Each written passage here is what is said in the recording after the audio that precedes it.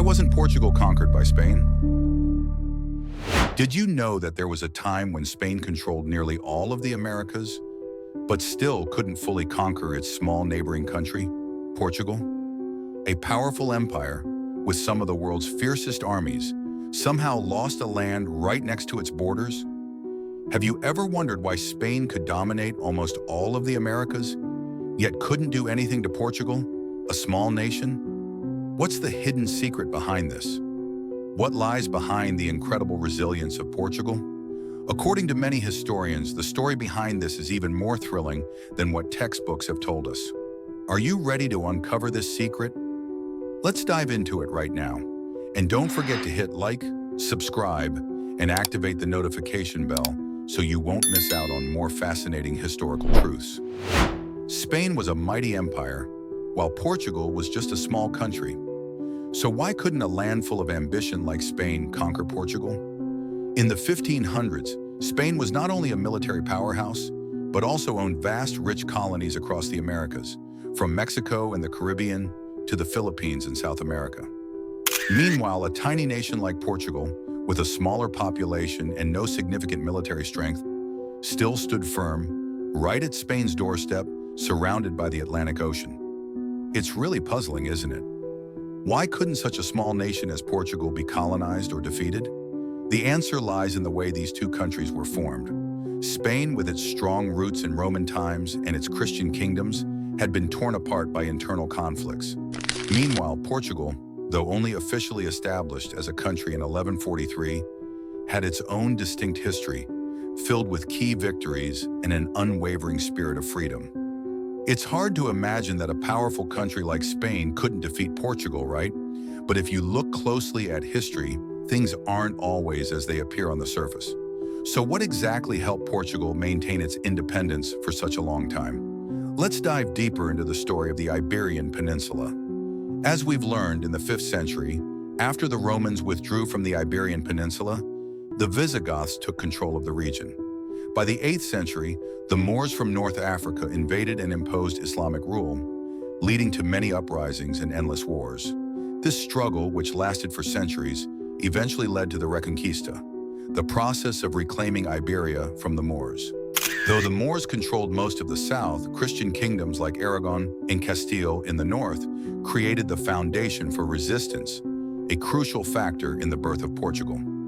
Looking back at this process, I'm truly impressed by the resilience of these small nations in defending their identity and territories. So, what exactly allowed Portugal to stand firm in such a challenging situation? Let's continue exploring. A significant victory in 868 marked the birth of Portugal, but the story doesn't end there. In 868, Vimara Paris, under the command of King Alfonso, defeated the Moors and reclaimed the area around the Minho River. After this victory, Alfonso declared the region as the County of Portugal. Paris began building towns, including Guimarães, which is considered the birthplace of the country. The formation of Portugal also depended on many other factors. So why, while Spain was busy conquering new lands, was Portugal able to get ahead?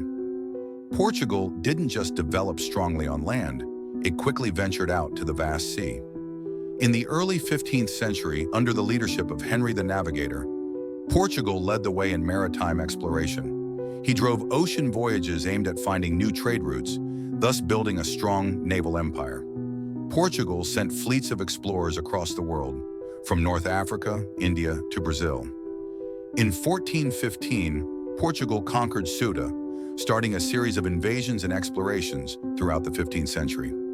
Particularly in 1498, Vasco da Gama rounded the Cape of Good Hope, opening a new route linking Europe to Asia, a pivotal milestone in controlling maritime trade. It's truly impressive to see that Portugal not only gained dominance at sea, but also built a massive naval empire, while Spain remained embroiled in land-based conflicts. However, expanding power on the sea wasn't easy. You may not know this, but geography played a huge role in helping Portugal survive and thrive.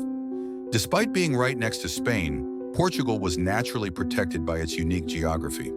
With mountain ranges surrounding it, a long and rugged coastline, the country became a natural fortress that was hard to invade. Portugal's geography not only protected it from land attacks, but also helped it control crucial sea routes during the age of exploration. This created an undeniable advantage, especially considering the wars and competition in other parts of Europe. I think we sometimes forget that nature can be a more powerful ally than even an army. And for Portugal, its geography helped it not just survive, but prosper. But it didn't stop there. Portugal also had other clever strategies to protect itself from outside forces. Portugal realized the importance of building alliances very early on. One of the most important alliances in Portugal's history was the Anglo-Portuguese Treaty of 1373, a long-lasting agreement between the two countries that remains in effect today.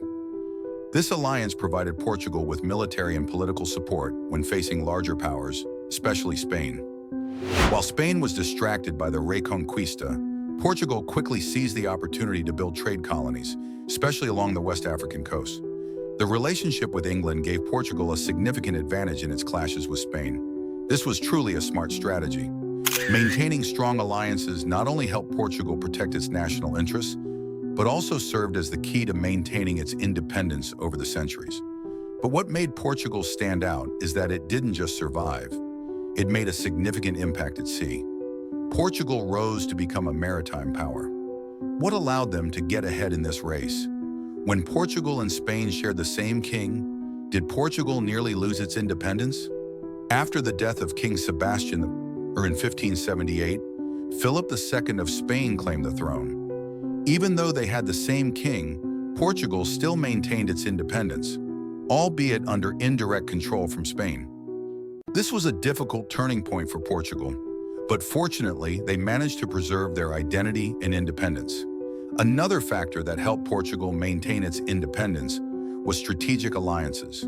The Anglo-Portuguese Treaty of 1373 helped Portugal gain important military support from England, protecting its independence and allowing the country to grow, especially when facing threats from Spain.